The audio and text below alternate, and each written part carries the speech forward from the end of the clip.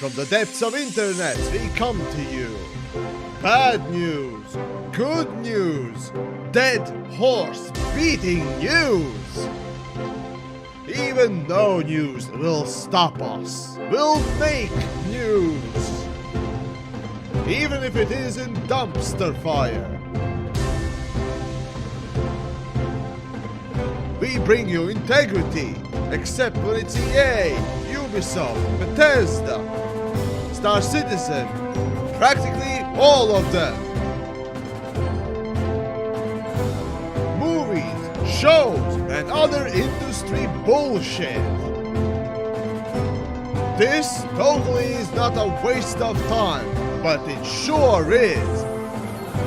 Space Waste News!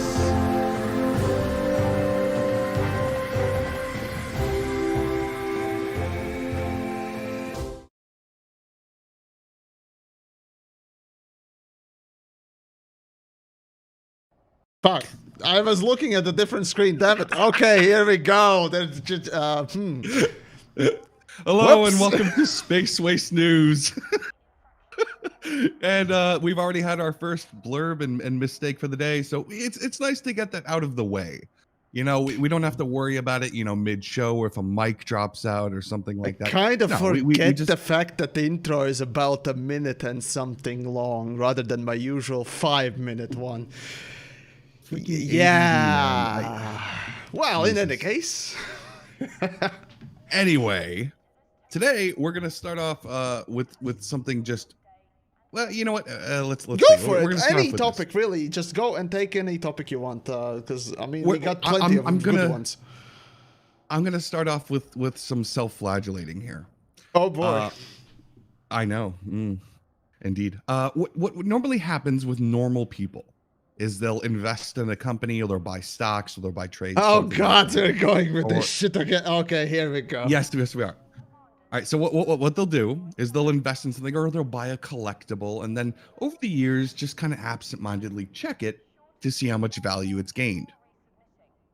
Oh, I I don't thought do you were that. about to talk about the fucking Dogecoin again. Anyways, carry on. No. I bombed. Carry on, I know horribly what- on that. okay, yeah, That carry didn't go. on. Yeah. So what I do is I do something called reverse investing. Okay. I like to calculate exactly how much money I've thrown away over the years by accident. And in this case, the most recent one is when I was a kid, I had a fucking binder full of Pokemon cards that were just, you know, I had all the shinies, all the Charizards. The same thing goes with me everything. and the Yu-Gi-Oh cards, which are actually right next to me right now, by the way. But yeah, and I still haven't sold any There of you them. go. Yes. Do you still have your all your Exodias and all that? Oh, I didn't have those decks. Although no, my starter deck was the first edition of, or not the first edition, but the first version of Yugi's deck. So yeah. Anyways, Okay. carry on. If I actually watched that show or knew anything about it, I would totally engage you, but I don't. Anyway, Fair I was with enough. the cool kids playing Pokemon. All right. So anyway, so I'll let that slide. yes, yeah, and but you know what? To be fair, we're all outclassed by the Magic the Gathering people, but you guys are creepy weirdos, and I want nothing to do with you. Oh, Anyway. God, it's a great way to piss off half the audience. All right, No, carry but- on. So what I've been doing lately has been watching how all of these people with these first, you know, edition, you know, everything that I had in my binder are now worth hundreds of thousands of dollars. And it's just a nice way of reminding myself that I have fucked up.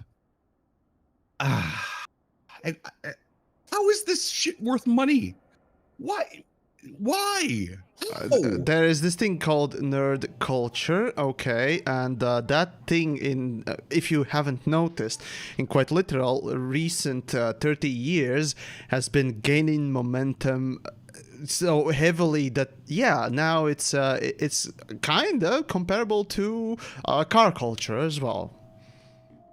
Or rather, collector car culture stuff. Because the thing is, right, in the, well, give or take, 80s, 90s, essentially, the nerd culture, what entails was, you know, basically looked down upon due to media and other things as well. And as soon as basically internet became a thing, oh, look at that. Everyone can share their hobbies and enjoy communities within those hobbies. And look at that. Even the buffest, toughest chads end up, enjoying something from their childhood, be that cartoons, some cards, pogs, whatnot else. And I get that. I understand what there's nerd nostalgia basically coming from that, and this is right around that perfect moment where if you don't know, nostalgia essentially goes, or rather the resurgence in some kind of a topic tends to go in cycles of 20 or 40 years.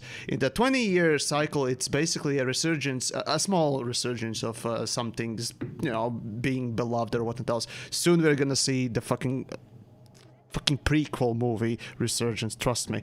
It's around that time. However, 40-year resurgence is the big one. You can see actually a lot of movie industry especially having either remake or a massive resurgence in popular movies at the time, sort of resurgence in popularity as well as viewability and blah blah blah, and companies take it, or was it 50 years? I don't remember exactly what, 40 or 50, it was something like that. So yeah, you can sort of predict when something's going to be again popular. Maybe not necessarily, but you never know. But I get that. There you go. And this is the perfect time when something like a Pokemon is getting more and more steam, although it never really went out of steam. But I'm pretty sure those cards you can't even use anymore. And I mean, this hurts in a particular type of way, and I am somewhat ashamed to admit this. I was actually a fairly high-ranked competitive Pokemon card player. That's neat. Yeah, I mean, I was actually very, very good, and I came up with an archetype deck that was used by a lot of people. But I was also a kid, and I don't really want to be associated with that kind of thing anymore. And it's just, it kind of pisses me off that if I just held on to that hobby and had a little bit more pride in it, I could have a couple $100,000 in my bank account instead of, a couple hundred. It's a special kind of burn. The thing is, right, Nintendo is not the only one, but basically that sort of nostalgia-based gear, unless it's rather niche, again, say Boglins, Pogs, blah blah blah, the stuff that Jim Sterling tends to. I never had them actually here in Latvia, so But regardless, the point is basically just that, especially when there's a resurgence of console, namely coming from Nintendo, scalpers are everywhere. Like literally, it is just insane how just that sort of a semi-market, if you will, tends to just go up crazy, if you will, with every console release, and especially with the sort of the small Nintendo consoles, rehashes of the old Nintendo consoles, and so on and so forth. So yeah, it's pretty interesting that there's that sort of a collector culture, and then of course scalper stuff and so on and so forth. Again, I did mention the car collector scene and so on and so forth. Of course, it's far more expensive on that end, but yeah, it's interesting that for example, if you got an old, even a simple little car, right? Let's say old RE8 Corolla, right? These days, that fucking car tends to be quite pricey. So yeah, it's interesting. An 86, No, I'm sorry. RE8, dude, the fucking initial D, just that thing. No, yeah, it is expensive, like it or not. Especially in good quality. Go ahead. However, American version was a piece of shit anyway, so, Pick another topic. All right, then. Well, in any case, so then, right, so let's see. Let's pick, well, I suppose the last week's the topic about the Resident Evil 8. The game was not just Wait, no, it was out, right? Meh. Yeah, it was out. And after playing through it for the first time, the funny thing is, it's basically it was what I kind of hoped it would be, which was basically Resident Evil 7, the first person shooting, and basically the typical inventory management, even though I didn't really need it, and sort of a shooty zombie kind of a thing that is sort of turning into, rather than a zombie based game that Resident Evil is more known as. It's now basically a sort of a bioweapon type of resurgence of old monster movie archetypes. Vampires, werewolves, what else is there? Just some ghouls and zombies, and well, zombies sure, but generally speaking about the old monster movies style of things. So yeah. But yeah, basically, the game overall, after playing through it, the general impression is it's worth the money, it's worth playing through, it's wonderful and actually pretty beautiful as well. As long as you don't look too close to the both models and textures, because it's very inconsistent.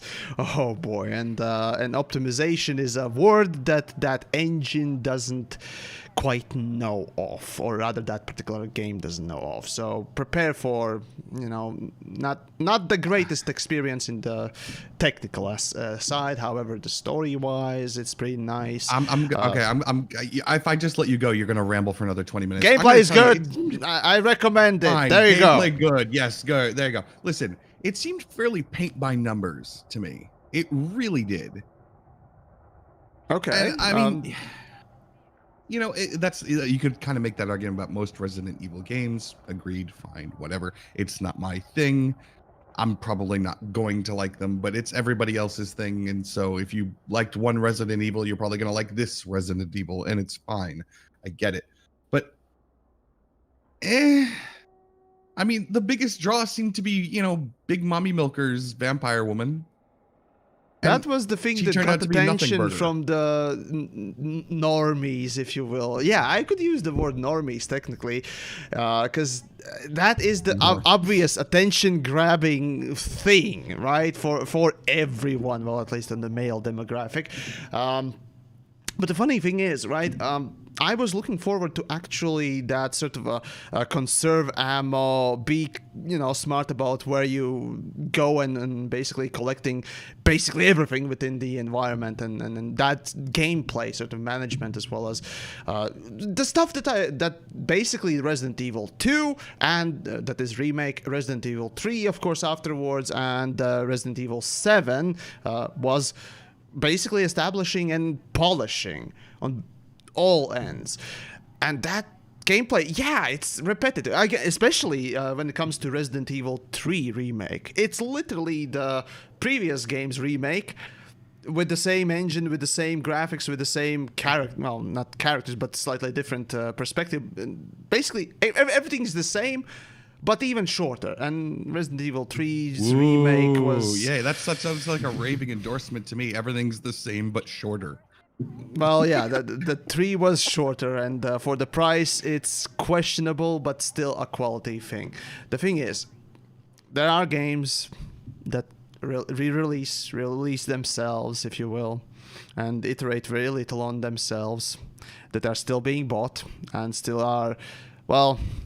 I wouldn't say quality in very many specific examples, but with Resident Evil, they have found that formula that is both interesting and enjoyable, and with the polish, obviously, becomes better and better. However, there are another type of a game that gets just worse and worse with recycling the same stuff, and that's basically all the sports fucking games. Okay, that's just that whole segment of gaming is a piece of shit, so it can die in the fire. But Resident Evil has found a way to polish their existing games, and yeah, just make good sort of story-based stuff, and of course experiences. They are all basically the same. Sure. Speaking of good stories, We're getting a freaking Venture Brothers movie, dude. We're getting a freaking Venture Brothers movie that's gonna wrap up the series. This freaking 20-year-old series that I've been watching I for haven't so caught long. up to the last season. I think. hate you. God, every time I see something cool, I haven't seen it. Maybe I should, you know. The last you, season, God damn man. it. I've watched. Okay, so first things first, right? I was let's see, how did I stumble upon Venture Bros? Ah, yes, now I remember. There was this good old interesting game by the name of Poker Night at Inventory. Right? Oh, Brock is in it. Yeah, I love that movie. I love that game. Because my of father loves that Brock, game. I was figuring, well, it's a TV show. Okay, well, let's take a look. And So after good. watching through it, yeah, it had a certain tone. It had interesting moments. Obviously, Brock and his insane, gory ways. But yeah, there's a little bit of something in that show overall. But I just watched it in a big bunch. And then left it, and then came back after a year or two, after a couple of seasons have aired. Then rewatched those new seasons, and that's how I basically watched these shows. It's the only show that I have ever watched that has done a proper blind open every single episode. And you have to sit there and think about how you got to this point in the story, about how you got to this point where you opened up, and then work it backwards while you're watching the show. And it's so well done. It is so well done that the lore of that show is fucking amazing, and everyone should watch it. But I will concede that because we're also getting a Venture Brothers movie, we're getting an Aqua Teen Hunger Force movie. I don't really care about that. But things that you should care about, and you would probably enjoy a lot more if you'd watched it, would be you're getting a Metalocalypse movie too. Hey, something more to That's watch. right up your freaking alley. But yeah, for record, I have not seen that show, so it's another thing that I need to watch. Sure, again, fair enough. How have you never watched Metalocalypse? Okay, have you watched Death Clock? Death Clock? Yes. No. Okay, fuck you then in the same way. No. How could you have not watched it, Why would you? Okay, no, wait, hold on a minute. I pick out things that I think you would actually like because I know you. All right, and I say, fair how enough. could you have not seen this? This is your thing. What the fuck is Death Clock about that you know that you think I would like it? Please enlighten me. Or did you just pull it out of your ass? Well, in that case, You pulled it out of your ass. honestly, I'm not sure if you like metal. I'm kind of assuming, good music, metal. No, I do not. There you go. No, I really don't. Oh, you but suck! the missus God loves metal. damn it! The missus loves metal, and I can't get away with it. But I have no interest in it personally. None. You suck, man. It's I hate my dad music. I'm just why? You're only just gonna burn out your vocal cords. Why? No point to it. No, there's art to actually I'm art sure. to I'm do sure. vocal That's what she says exercises too. within that too. So, Ready? anyways, all right, Hear that? all right, fine. Slow clap. Yeah. Yeah. No. Pass. Okay, good on you then. Oh, actually, then in that case, have you seen Stargate? The whole thing. You know I've seen Stargate. We've talked about it at length. Yes. Good. Just checking. We've gone on literally hour-long topics for the stream of talking about different Stargate Not storylines. necessarily ours. I don't think think we have. Yes, hours. Well, Absolutely all hours. right, It would be a the huge debate. brain is farting Stargate today. Okay, universe. fine. Wait. Yeah, you know what? No, we're But you know what? Hey, actually, that was a good segue. The 90s, because that's where we're going to start off. We're going to talk about Stargate. I put on Twitter the other day. I found a show that I maybe watched once when I was a kid called Ultra Force. And it was kid-friendly comic book animated show to compete with the X-Men animated show. And, it had a ridiculous fucking opening intro. And I loved it so much that I put it up on Twitter. I'm like, hey, do you need some off-brand 90s nostalgia? There you go. And I put it up there. But after I did a little bit of research. And the main character, well, not main, but one of the main characters, is a superhero called Prime, who is the most ridiculous 90s drawn superhero character ever. You know, the rippling muscles on top of muscles and the impossibly thin waist He-Man? and that old Captain America. Yeah, no. That Captain America shot, you know, that everyone likes to use, where he's got the massive chest that's impossible to actually have. Oh my god. Oh yeah. I Okay, just hold on. Googled it. What the fuck? Are you looking at Prime? Go ahead and put it on screen. Put him on screen. He's so ridiculous. I cannot stop talking about this. Oh, this is just. Oh, this. Yeah. Okay, but here. It gets worse. Prime is actually he's a Shazam analog. But the way he transforms, he's actually a 13-year-old kid, but he transforms into this thing. Ugh. But the way he does it is he gets excited and goo expels out of his body to create this new Prime form that you're looking at right now. Oh my god. No, yes, it's exactly what. Yes, we're ending that topic here. That's just no. No. One more. No. It still gets worse. Oh, ready? God. What? Listen. Because he's a 13-year-old boy, he has a crush on a 13-year-old girl. But he only ever approaches her to go and hit on her and save her life and, you know, protect her when he's Prime. No, god damn it. Yes. What? Yes. 90s. Yes. Oh god damn it, 90s. Yes. What the fuck? He's a grown muscle He-Man abomination. Too much TRT, human growth hormone hitting on a 13-year-old girl. And this was 90s comics. This was the 90s. Why? This is for you, people. Oh, God. This is for you. That is something, that is a pain I needed to share with literally everybody. Fuck me. Okay, you are fucking welcome. Oh, Jesus goddamn fucking Christ. Well, 90s, ladies and gentlemen.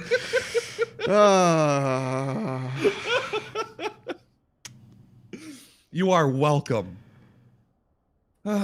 All right. God damn it. Let's talk about something fun. What the fuck is about Stadia there? Oh. What the fuck is going on with Stadia? I have no. That's your. Yeah. Okay. I know. I literally have no idea what the fuck is going on with Stadia. They've lost their head guy. They closed their internal game development department, and literally are just shedding freaking employees. But every time they're interviewed, they go, actually, no, the Stadia is doing great. We're getting more people every day. And, you know, we're releasing 100 new games this month or this year or whatever. And we're planning to go for years ahead of time. Okay. But Pilot,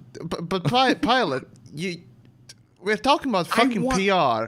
There's good, better, best. There's never even okay. Come on, we're talking about fucking marketing, okay?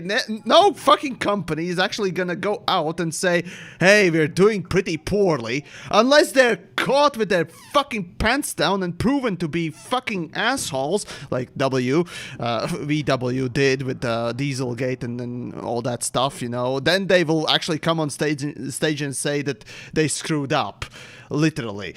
Otherwise, what idiot would go on the stage and say, hey, yeah, we ain't doing so well. Yeah. No, but I mean, look, I'm not expecting to say actually we're fucking floundering and we're trying not to die. I get it.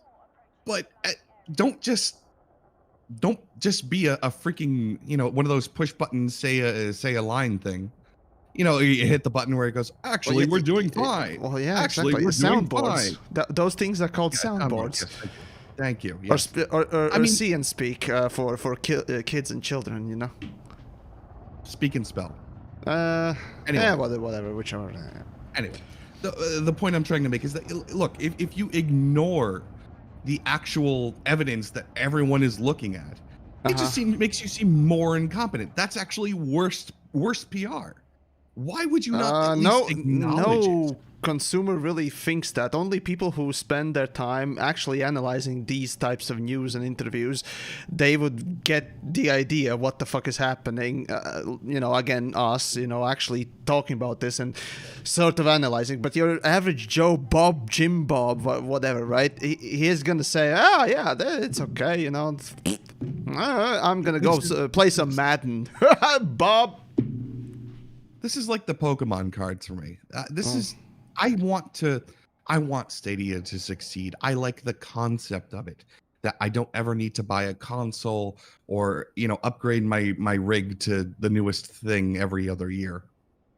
I like the idea of just opening up a Chromebook, the lightest of the light, and playing anything on the highest maximum settings. I love that concept. And I really wanted it to work. Text-to-speech adventures there. There you go. What? Text-to-speech. The text adventures and so on and so forth. Whatever. Point is, back in the day, the game, basically there was a sub-segment within the games that just were text adventures. Pure and simple. So, yeah, you can return to that. But no, the point about I don't even. Yeah. Okay. Fine. That's a tangent. Anyways, right. So the whole streaming services problem with this streaming services essentially is that the latency obviously is the thing. However, for the games, let's say that don't need a Twitch shooter, the response and so on and so forth. Well. Actually, they are playable, sure. They are. They're actually pretty good. The latency is almost there is certainly a merit to the streaming services right now, especially considering the silicon shortage and all that stuff, or chip shortage. So yeah, and it should be, exactly. And nowadays with freaking shit that's hard to get a hold of, this should be even more relevant. But it's not. And I don't know why. This is quite possibly the worst possible timeline. And before we go any further, something is wrong with your mic.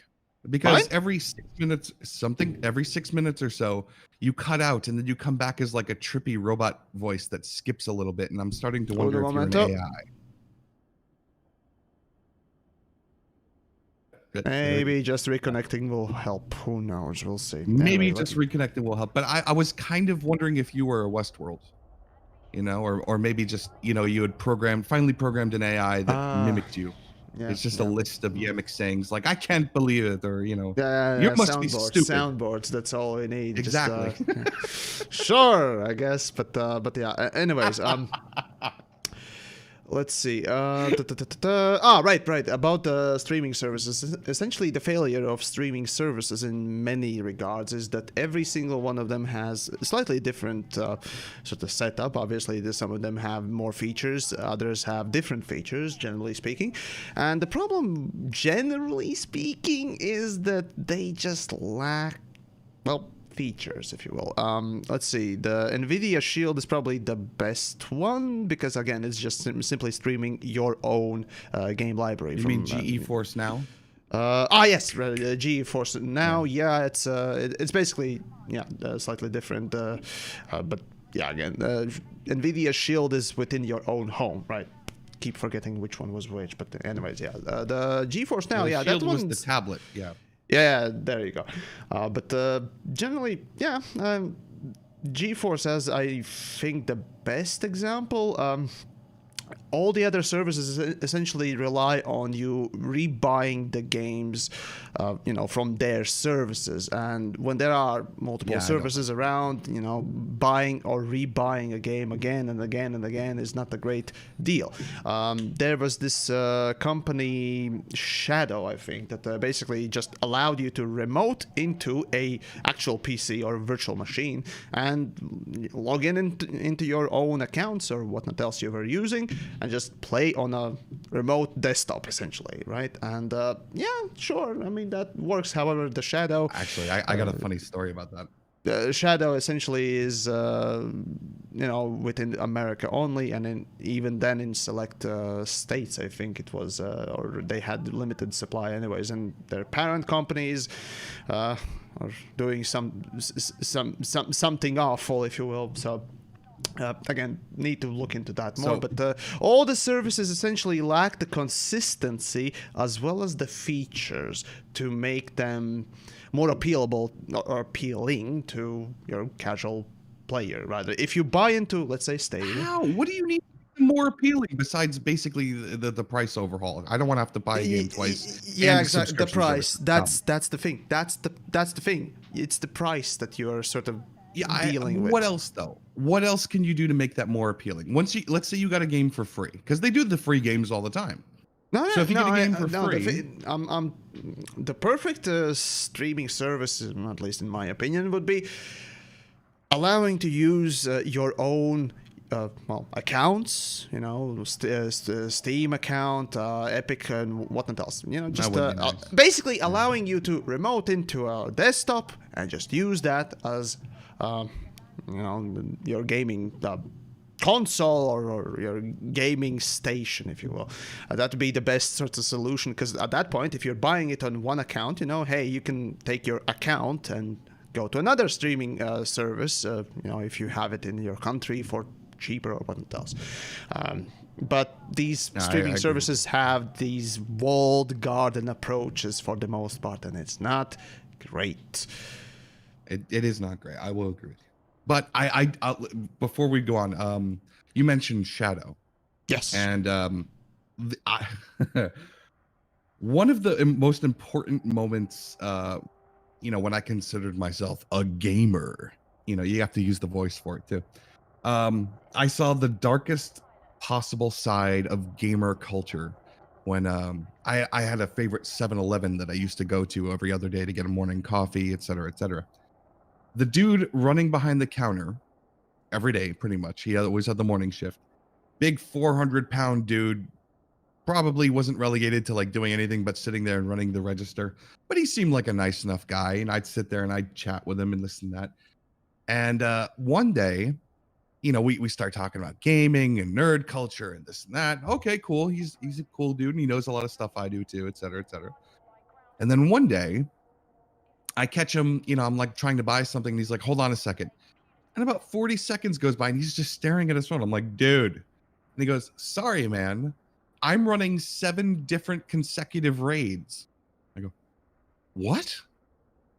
And it turns out that he's on his phone. He's literally using, he has several different Shadow accounts and remote desktops set up on his phone. And he's literally just swiping them.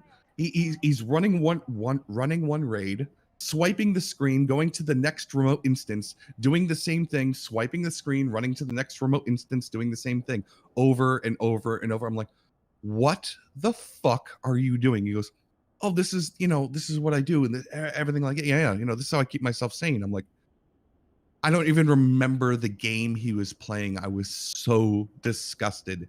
He goes, turns out, dude spent $4,000 a month to play this game. No joke.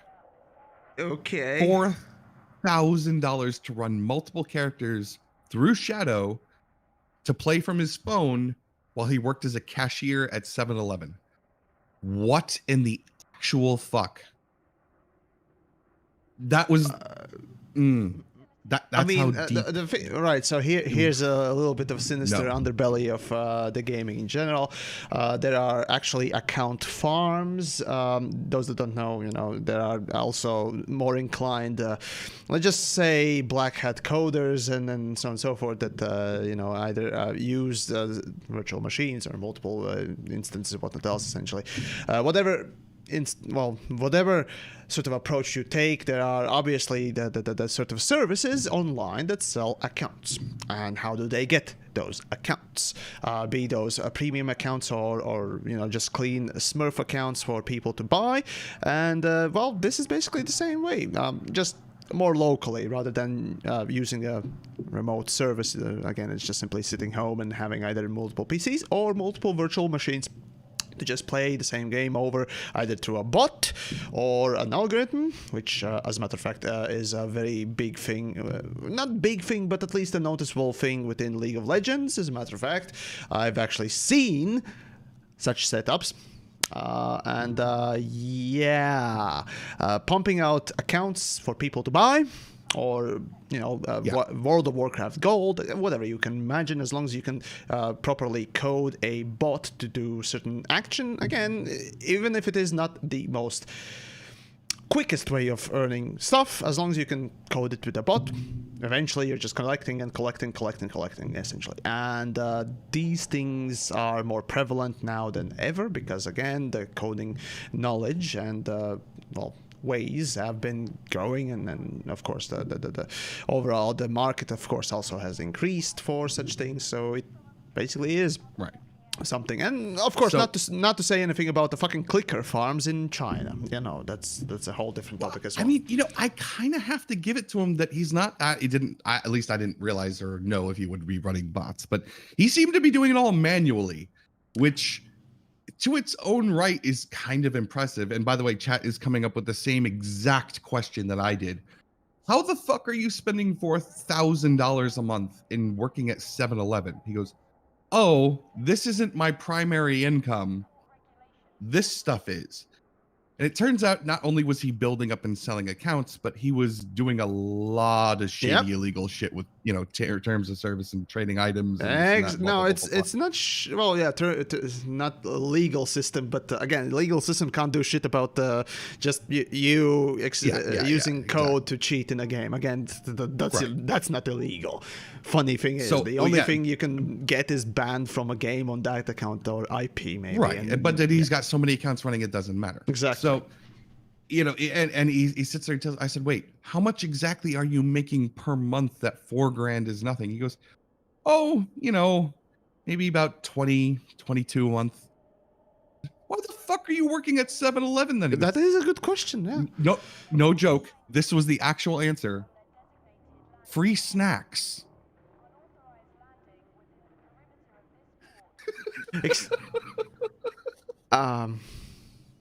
Excuse me? Yeah. Free snacks. So he could just walk over to the freezer so case, hold the fuck up. Hold the fuck up. You can run a fucking account market, essentially, and you're able to sell. Let's say if you stayed home and let's say picked up a better control scheme and a better way to account farm, okay, you can make, let's say, extra 20, maybe up to 50% income, thanks to you not needing to take your time out of your busy day to do real world jobs, and you're sacrificing that extra 50% income for snacks. Are you eating the extra 50% income in snack? Oh my god! He was a big dude. He was a big fucking dude. America, goddamn it! Listen. I thought he was bullshitting me. I really did, because this sounds ridiculous. It sounds it's legitimately real thing. People do it. I know people who do it. See, here's the thing though, is that if you had told me that, if anyone else had told me this story, they ran into this guy with the phone and he's running multiple accounts and blah blah blah blah blah, I'd say, okay, yeah, that sounds like you're full of shit. You're lying to me, etc., etc. But I watched the guy do it. And I asked him the same question. Why are you doing this? Why are you working 7-Eleven? He goes, for the snacks. And I realized it's because he doesn't actually do anything. He's a, like I said, a 400-pound dude. He ain't stocking shelves. He ain't getting more product. He's not doing any of that stuff. He's literally relegated to the chair in front of the cash register. That was it. Mm-hmm. I actually believe him that he would walk over, grab an energy drink, pop it, and keep going. That's basically end game consumerism almost. Yeah, Ooh. or capitalism, Ooh. honestly. So there. Oh no, endgame capitalism is basically getting billions in your account, and basically gaming the system and just winning the life or winning capitalism as they call it. So yeah. Well, I Anyways, mean, yeah, actually, that's yeah, that's that's fine. gaming, Go ahead. ladies and gentlemen, and there will be more of it the longer it goes. This I'm is just the horrified. start. Literally, we haven't gone a generation through actual digital age that we are in. It has only been about 30 years since internet was a thing. Okay? And such a thing as, that sort of a gaming has been a thing. Sure, gaming existed before, obviously, before the internet times, but this is where internet, allows these sorts of things happen and so on and so forth. So internet is just 30 fucking years old. So yeah, it's not even been a I'm sorry, generation. every time I tell this story, or I even think about it, I always get like it a little gets depressed and sucked into my own head. Oh, it is interesting. Certainly, it's depending on where your priorities in life lie. It is either very depressing, envious, or just disgusting. It raises all sorts of emotions. I mean, I'm watching the chat here. I'm watching the chat here where it's like, oh, yep, he's got it figured out. I'm like, no, why? What is wrong with you guys? No, this is horrifying. This is a cautionary tale. Not whatever. necessarily. Pick a new topic. It's partly a success story, partly well, I mean, yeah, a story. Yeah, it's a story. It's interesting, but beyond scientific observation, I want nothing to do with it. Quite exactly. Yeah.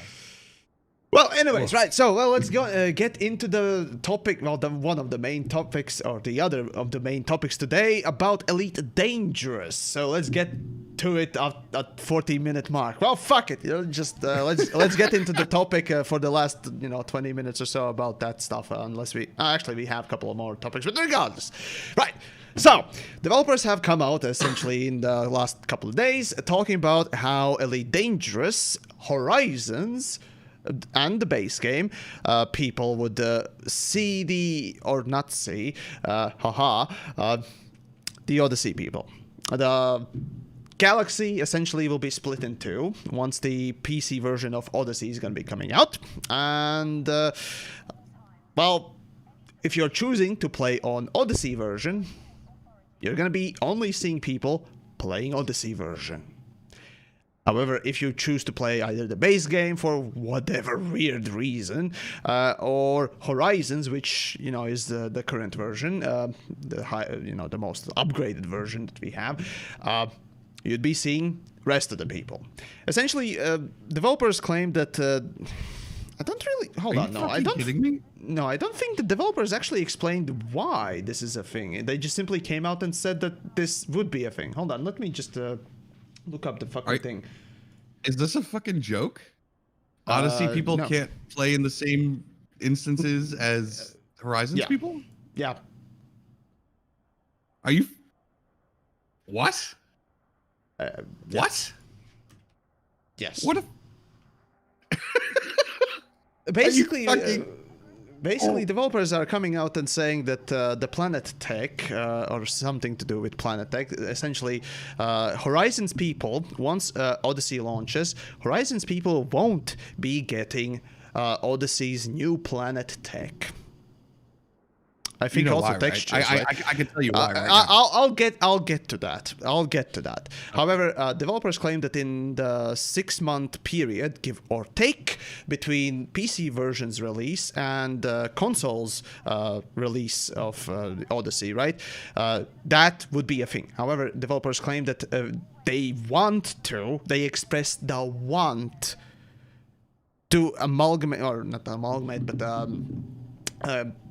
join back together Horizons and Odyssey people once more on the console launch. So that's sort of the plan that Frontier is going after. So let's see. Let me just read through. I guarantee you, there's no actual crossplay between these two expansions because they couldn't figure out how to. They couldn't figure out how basically not to give away Odyssey for free at that point. That's probably the very real answer. Is that if you had the ability to interact with Odyssey players as a Horizons player, then you basically had Odyssey. I guarantee you that's the actual. Right, let me Yeah. just read through the thing. Right. So, greetings, commanders. We hope you enjoyed the recent alpha of our PC version of Elite Dangerous Odyssey. Thank you once again for feedback and suggestions, blah, blah, blah, impact, blah, who cares. It launches on May 19th. We'll continue tweaking and balancing according to experiences, whatever. Yeah, as if you would ever do that. We know that there are still a number of questions from community, and today we'd like to give more information on the shared galaxy between Elite Dangerous Odyssey and Elite Dangerous Horizons. From PC launch, all Elite Dangerous Odyssey players will gain access to the new features, including planetary improvements, enhanced lighting, and textures. The differences will mean that Elite Dangerous Horizons players cannot share a gameplay session with those playing Odyssey. However, Odyssey owners will be able to share session with and play with those in Horizons by launching the games in Horizons mode. Essentially, just launching the game without the you get the point. Someone in the chat he goes, why don't they just don't give Horizons people the ability to land on atmosphere planets and exit the ship easy?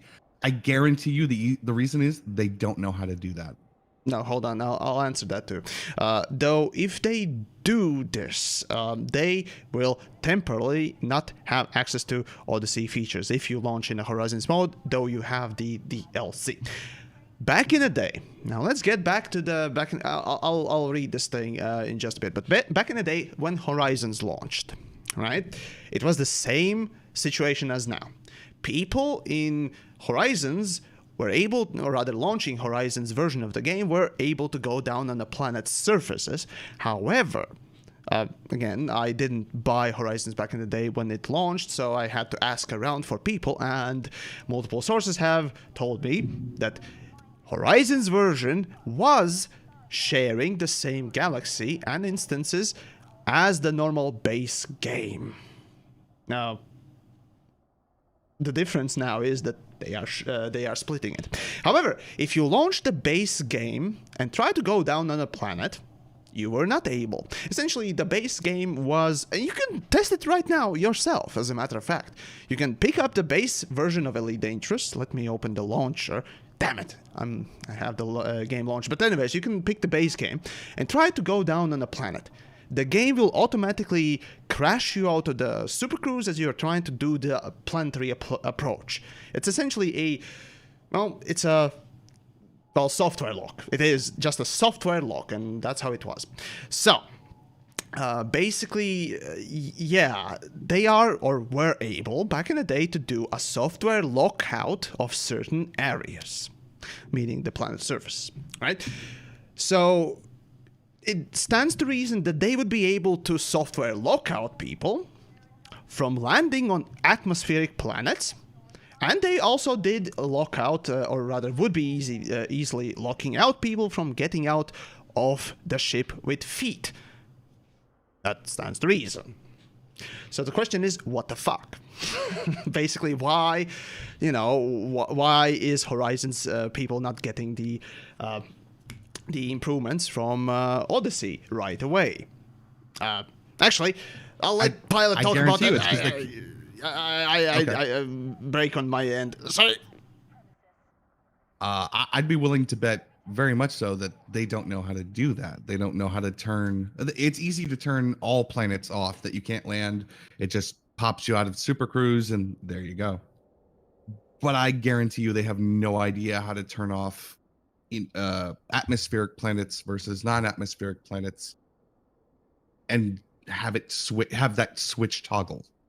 I don't think the system is built that way. I don't think the Forge is built that way in order to handle that. And I don't think anybody considered it when they thought about launches, when they thought about the launch. And at that point, realistically, you have to give the new graphics to everybody anyway. And yeah, it's not ready. It's just not ready. I mean, look, I said in my goodbye video that I don't really it's not about Elite, you know, I just don't want to talk about it anymore. But I don't want to talk about Elite anymore because it's got nothing interesting for me left. And this is kind of why. Dude, this is bad.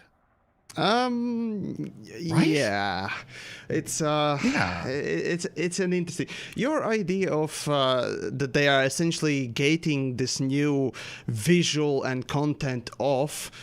I mean, it technically is already software locked. The only difference is that Horizons wouldn't be getting the new textures and planet generation for Horizons version. Well, Yeah. again, I doubt that that's just simply to gate off or incentivize sales. And I'll get to that in just It just a bit. happens to work out that way. Really? Well, I mean, there is part of that, but it's not the best sort of way to make your game in general. Again, it's been proven again that developers of Horizons were able to separate by just simply software locking out the content that was for Horizons out of the base game. Simply software locking out. Because again, when you launch the base game, they can do that though. I don't think they know they have a way of telling the game the difference between atmospheric planets and non-atmospheric planets. One you can land on, and the other one will drop you out of Super Cruise and soft lock it. And plus the graphics alone. It just, like you said, you don't think they intentionally blocked out the graphics, but it just happens to work out that way. If they are unable to code it to lock off the Horizons people from Odyssey content, then I'm sorry, either A, you're incompetent, or B, the engine, or rather the whole code base of Elite Dangerous is basically fucked, so that you couldn't be able to do. So these are the two possibilities that I'm personally seeing right away. However, I might be wrong, and you know, take it as it is. Again, I don't see behind the curtain much, but yeah, it's. Can I ask a favor from like literally everybody? Oh no! I am so sick and tired of the argument of, oh well, it's all of our fault for asking them to release it so soon, and the community forced them to release Odyssey way too soon. No. Shut the fuck up. That's not on us. The decisions and designs and all of the things that have gone wrong aren't going to be fixed magically if they take another year. These were choices that were made. A lot of them were choices that were made that were far out of our hands. Please do not blame the community or give the company an excuse to stall even longer. Please stop doing that. They've had years, literally years, where you could develop a whole new game. Many companies do develop a whole new game in the time it's taken for Horizons to Odyssey. Okay? And now all we have is an expansion that's not doing quite well, at least from my point of view. You guys can, you know, feel free to love it if you want to. It's not for me. But let's not pretend that it's the community's fault for pressuring the devs. Oh, absolutely not. The last time Frontier Developments actually listened to community was when there was an overwhelmingly negative response to a feature and they decided to remove it. But sorry, but when it comes to actually developing a content update or content patch, they have shown that they can't be properly trusted to actually acknowledge community's input properly, and you know, just a couple of folks yelling, I want Odyssey now. It's been years. It won't really motivate them to do what you want, really. Exactly. This is a company that is dictated by company matter. The thing is, Frontier has, well, I don't know if they ever were not a company, as in a typically bog standard, paint by the numbers, you know, the content churning machine that is, you know, not really giving too much fucks about their actual production rather than just simply being a company. That's what I mean. And Frontier's MO has been over the years been just a simple and, well, consistent, if you will, and it's just, hey, produce content at a certain rate, make money, and continue being a company. You know, that's been there forever. Yeah.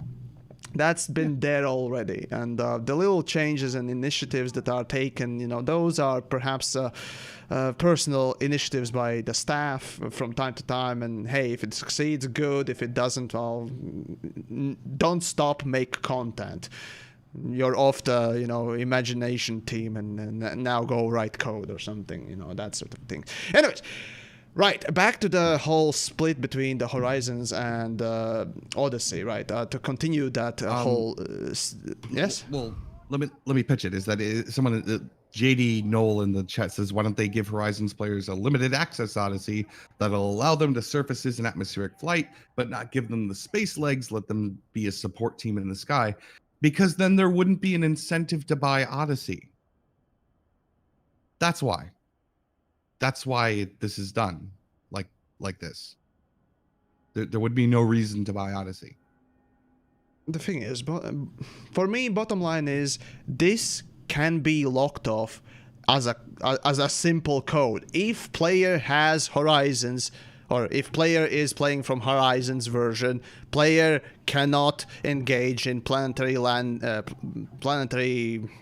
descent instance, if you, or what algorithm? No, I mean feature on this planet. If the planet is this type.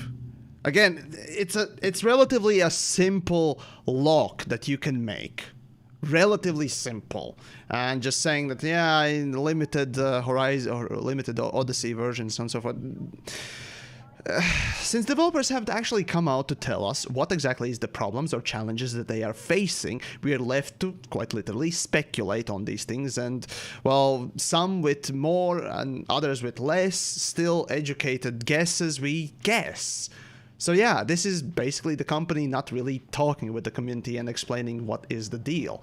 It's just saying, yeah, this is going to be a thing, and you ain't going to be doing anything about that. There's something more to say about this separation as well, and I'll get to that, but I need to finish the thing, you know. But anyways, Pilot, you wanted to say something? Someone just said, have you seen the Glassdoor reviews for Frontier? And I was like, actually, yes, I skim them once in a while, and I'm... oh my god. And I'm positively... Some of these are horrible. I'm positively surprised at some, and basically confirming what I pretty much can tell from the outside already. But I don't think there are any new ones in the last couple of months. Well, yeah. I mean, let me know if there are, but anyways, I'll continue reading. Right, so console launch onwards. In line with the console launch, we plan to upgrade Elite Dangerous on all platforms: PC, PlayStation, Xbox, to allow Odyssey and Horizon players to reunite and play together with other users on their respective platforms. And that'll be a segue for another topic for the absolute end of the stream. So just we'll get to that. Fucking Sony. Anyways, all Horizons players will also receive the new graphical. That is, all Horizons players will receive the new graphical updates, including the new planet tech, lighting, and organics. They're not saying about textures, so I assume textures will be already applied. Alright then, fair enough.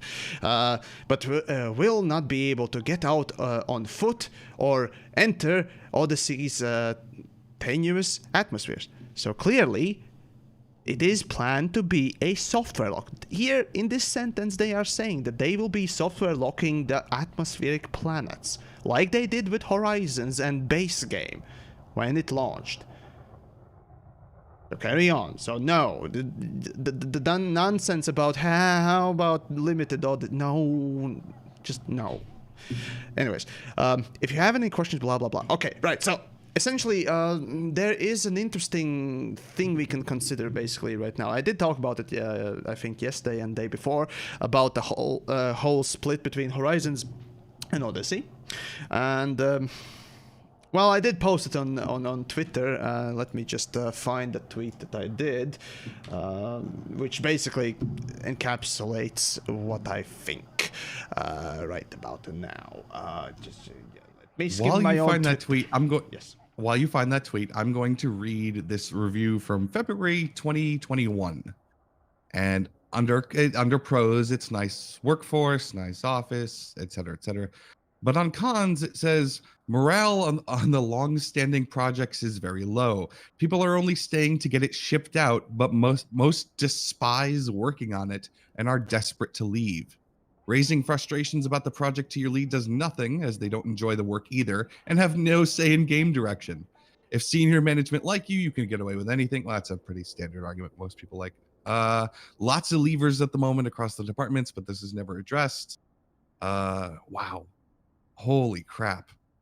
The advice to management. People are leaving like rats from a sinking ship. This is because they are either bored to tears of the project and work they are doing or because they are not appreciated. Frontier needs to keep a much closer eye on managers at a senior level and not be afraid to put those people through the same discipline procedures it applies to everyone else. Wow. Interesting. It needs to be acceptable for people to say they're not enjoying their work. Yeesh. That's trust me. There are far worse development studios, if you will. Fucking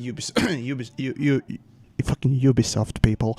If you didn't know what happened with Ubisoft, just watch Jim Sterling, please. Because there are very scummy development studios. Actually, quite a bit of them from Russia. As a matter of fact, I've heard some really interesting things about the scene in Russian development stage, if you will. So that's they're basically what you think of Ubisoft, but majority is like that. So yeah, it's lots of sexual harassment. Yeah. Not necessarily, I would say, rather the toxic environment, but. Anyways, carrying on. Right, so my quote about the Odyssey's launch on PC is essentially, it's starting to feel a lot like Odyssey is basically a giant QA test, beta in brackets, before console release that is on PC. Remind me, why don't they just delay PC so that everyone gets a finished product at the same time, rather than asking PC as a tasking PC as a testing ground? And this was in the light of the whole Horizons and Odyssey split, and the fact that of course the PC is getting released first. Because the thing is, PCs have always been beta testers.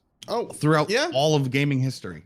Not always. No, not always. But no, it's something to say about a PC release being, popular enough that the developer decides to make a console adaptation, right? That happens, and that not to be confused with planned multiple platform releases and just having one of them be faster than others. Well, by like 2010, a lot of games were specifically designed for console first. Majority of games were designed for console first, then PC. And that's when yes. That was 2010's a lot. Yes, you're right. Yeah, there are plenty of games that basically had the console-itis all over them. And anyways, but yeah. Okay. But I mean, realistically, it's a certain studios and certain genres. PC has always been the beta testers. I've always been okay with it. It's actually kind of why I am a PC guy. Yeah, I'd I'd rather be a little bit of a beta tester and have some, Sure. Yeah. There is something to be said about the whole. There was the whole procedure. validation procedures or something like that through both consoles to validate both updates as well as the releases, and that's oftentimes why, you know, specific updates or, well, game versions are not matching between platforms. You know, Stellaris is a good example, for example.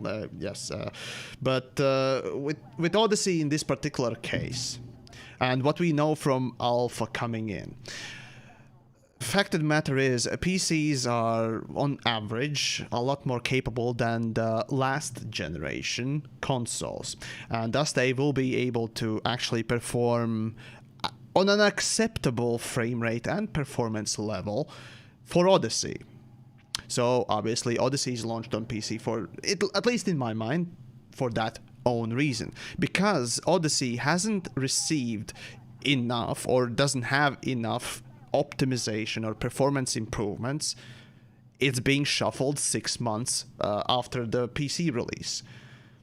And also that's partly why I think they separated Horizons and Odyssey. But again, the real reason developers haven't really, you know, told us, but there you go.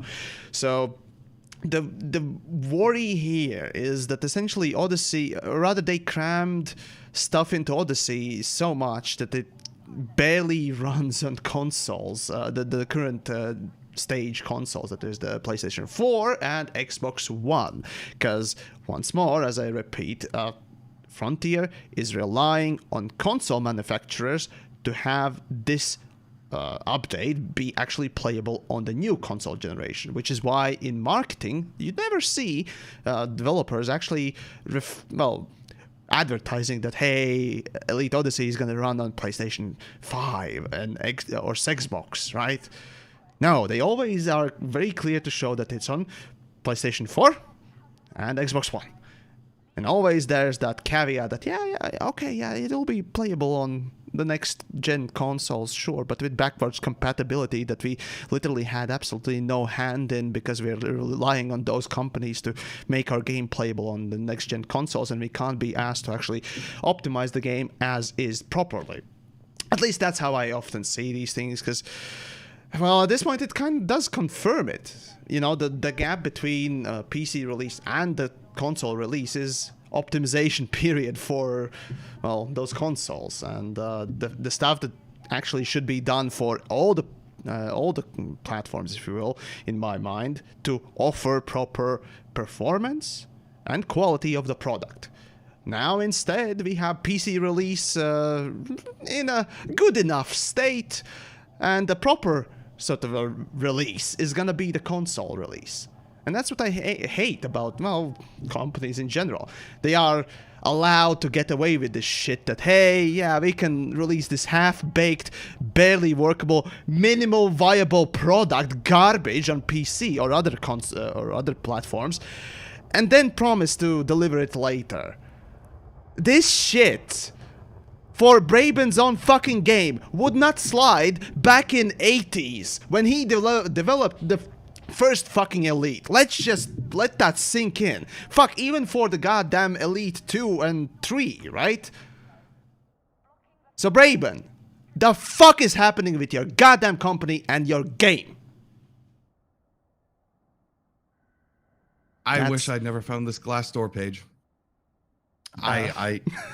Yeah. Anyway, so there you go. I'm all depressed now. This is sad. Let's go talk about something else that doesn't make me pissed off. Please. Oh, okay. Let's talk about crossplay then, and Sony. No. Oh, yeah, yes. Okay. Let's continue the train of hate or Why? anger. Yeah, because I'm at the wheel and this train ain't stopping, baby. Anyways, this is definitely worth mentioning, and everyone has to know this. At least it has to be mentioned too. Do you know why cross-platform play does not exist between most multiplayer games? Well, you might know, or maybe you may guess that, hey, it's too hard, or hey, it would be unfair to let PC players obliterate the console players. That's fair enough sometimes, depending on the game. For example, for maybe racing games, all all platforms, in my opinion, are able to compete in a level playing ground because, hey, some people do prefer controllers to play driving games on. Some prefer wheels, and others, like yours truly, prefers keyboards. However, well, in the recent Apple versus Epic lawsuit, the shenanigans, if you will, the court documents have been publicized, of course, and it has come to general public's attention that, well, Sony is the only company that charges charges developers to have cross-play possible on their game. Duh. Sony is the only company of platform holders that is charging developers for crossplay. This is not new news. I've known this for like a decade. No, the thing is, back in the day, right, you kind of assumed that, hey, maybe Xbox and Microsoft doesn't want crossplay or doesn't allow it for whatever reason, or maybe it was Sony or both of them just out of pure spite didn't want it. However, what we didn't quite know was that Sony charged developers for crossplay. So that also comes as an interesting question. If in the recent times, No Man's Sky published that crossplay update for all the platforms, so that Xbox, PlayStation, and PC players were able to play together. Well, how much did they need to pay for it as well? So, yeah. Well, actually, I'd be willing to bet that Sony probably cut them a deal since they invested. Since I mean, there is something to be said about No Man's Sky being under the wing of Sony, but let me just read a couple of things. There were. I seriously thought everybody knew this. That you have to basically pay to Sony in order to actually get crossplay. Not everyone knew that it was a paid thing. For most part, I knew that one of the companies, or both of them at certain instances, just didn't want crossplay to happen in the first place. So they just simply said no. Right? And it's just simply, not a monetary exchange. It's just simply ideological exchange. However, the price exchange now, that one kind of paints Sony in a rather bad corner. And of course, in an article, multiple articles that have been citing essentially those court documents have, explained some interesting things indeed. And let's see so basically Sony doesn't see the sort of business reason to allow crossplay to happen, and sure, but still kind of dick move to do. So it's well, now we know more, if you will, if you didn't know, of course. So there you go. I mean, I'm not in any kind of like position or place to like affect it, and moreover, those are lowly little console peasants, and I'm a PC master race person. So, yeah, I know. I'm totally dicking out of it. Yeah. Nah, fair. All right. So, and now that negative thing is out of the way, what else is left? I only have one left. I want to talk about. We're still going to talk about game development. So, how about this? I've been playing the hell out of, for the last like 48 hours, basically, or 72 hours, playing the hell out of Psychonauts. And if you've never played it, I highly, highly recommend it.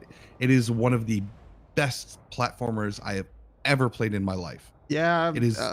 Grim Fandango also that I need to play. So the two older not platform, but games that I need to play. So yes, it's on my list. You can really see how you can basically see the walls of the level because of the capability of the technology at the time. But what they've done with it is so innovative, even today, that it's frankly amazing. You can sit there and watch them create a world in this box that is tricky and interesting, and a puzzle that I have not seen done equally well since. and it is a game that I truly and utterly love. And it is, however, short. It's only about 10 hours, 11 hours tops. But ultimately very worth it. And I highly recommend it. And it's full of interesting and wonderful, weird characters and a great story. And you really should go for it. That said, I do want to talk about something specifically. In the last couple of years, people have been bitching online that, oh God, does the game always have to tell you where to go? I don't want a map update every time I have to go pick up a page. If I get a mystery that says I have to go find this book, I want to be able to go find it, not have the arrow and the map, immediately pop up and glowing footprints leading me directly to it. And games are too freaking easy and blah, blah, blah, blah, blah. And it all sucks. And I want to tell those people to shut the hell up because they don't know what ridiculous nonsense bullshit we used to have to go through back in the day. And yes, point and click adventures were quite possibly the worst offenders ever. But even in good games, you got some fucking obscure bullshit that you had to work through sometimes. Like if you had to go rescue a turtle named Mr. Pokelope by using your psychic powers to lift him out of a terrarium, you had to get him to walk over to a certain area. And there was no indication whatsoever about what the hell you were supposed to do to get Mr. Pokelope to walk a foot and a half in one direction. Now, I don't understand why we can't use the psychic powers to move him left and then up, but whatever. The correct answer is to use clairvoyance to see through the turtle's eyes, to see that to him, you looked like a piece of cake. And therefore, the solution is evident that you had to intentionally get yourself caught to go get pawned off to a minion who would who would take you to a totally different room that was inaccessible before, to go find a piece of cake that was hiding behind a chair so that you could take the cake, go back down to the other room, take it out of your inventory to lure the turtle over to use your psychic powers to lift them out of the terrarium. What in the actual fuck? How is anybody supposed to figure that shit out organically? And I understand that, there's skill and, they want people to use their brains, but for fuck's sake, no. I understand why games give you a mini map and pointer arrows and really treat their audience like they're dumb as shit, because older games would make you feel dumb as shit. There is no way to figure some of that shit out on your own. And I, for one, welcome these stupid tutorials that, give you a pointer to wherever the hell you're supposed to go, in moderation. But if I had to have a choice between one extreme or the other, I'd very much like to know how to progress through a puzzle instead of trying to figure out that I'm supposed to be a piece of cake in another room. It's called iteration. The thing that Valve actually succeeded on doing quite a lot with Half-Life 2 and as well as Half-Life 1 in some ways. But yeah, Valve's good old saying of iterate is kind of ringing through constantly in many games, and you can actually feel the difference between, again, Half-Life 2 or any other of the versions of Valve's games or whatnot else, that they took time to actually iterate a lot and make sure that the test audience or testers wouldn't raise some stupid questions like that. So yeah, many games, including Resident Evil 8 and 7, it's just, you're kind of guessing on, in some better than others, but it's still guessing. And in my opinion, a game should not need the pointer arrows, a game should not need the indicators and so on and so forth.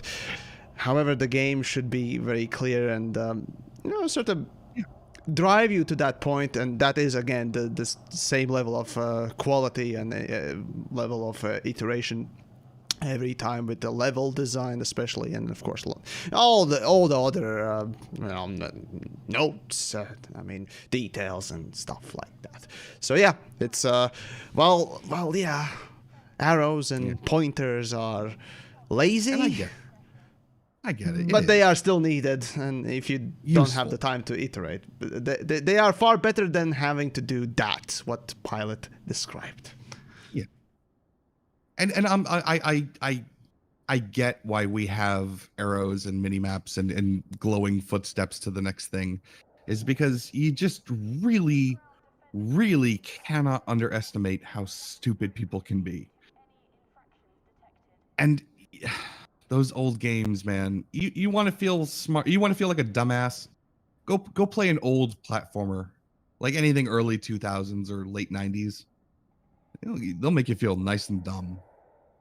I'm okay with glowing footsteps. I am. Well, all right, that's then. just me.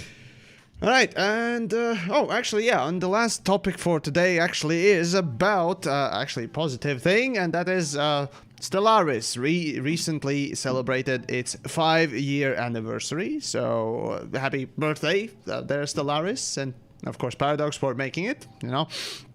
So yeah, expect some videos, or at least 1 or 2 videos in relatively soon time period. I still need to, however, script the fucking hypercritical part 3 and part 4, and of course prepare for Odyssey launch and fucking Jesus. So yeah, it's busy. But I haven't even brought up, gasoline in plastic bags. I can't. I just can't. Speaking of dumb, let's just kill it. I'm done. No more. America, fuck yeah, coming to save the motherfucking day. America, fuck yeah! Ladies and gents, thanks for watching as always, and we'll see you next week. Have a good weekend, folks. Right. I almost forgot. Any new subscribers on Twitch or donations or tips and stuff? No. Okay, well, fair enough. So, guys, enjoy the weekend and what else? Subscribe on YouTube, follow on the Twitch. What else? Join the Discords and tune in next week for more Space news. Give us money. We're sexy. The Patreon link down below. Yeah, if you want to support the content and all that stuff. Thank you. See you next week.